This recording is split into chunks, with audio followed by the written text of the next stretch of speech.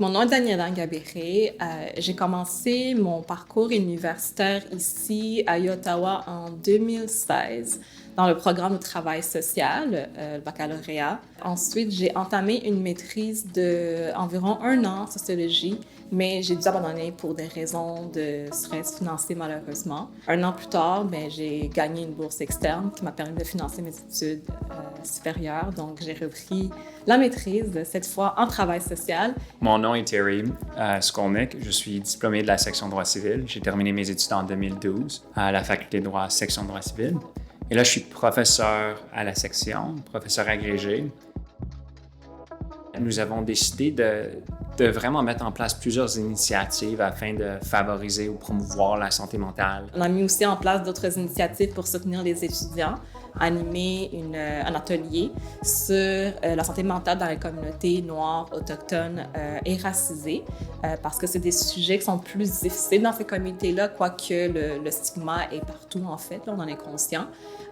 J'ai aussi aidé à promouvoir une bourse d'urgence qui est offerte à la faculté pour les étudiants qui ont des défis financiers, parce que on s'en doute bien que les étudiants qui ont des problèmes de santé mentale, souvent, ça vient aussi avec d'autres difficultés d'ordre financier.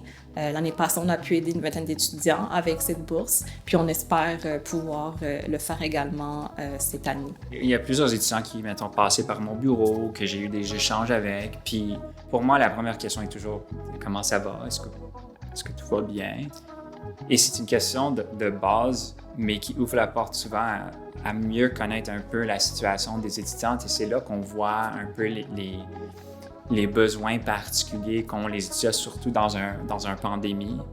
Et donc, c'était un peu en fonction de ces discussions qu'on a commencé à réfléchir par rapport aux ressources qu'on voulait implémenter ou mettre en place dans la section. On veut offrir des ressources qui sont plus générales.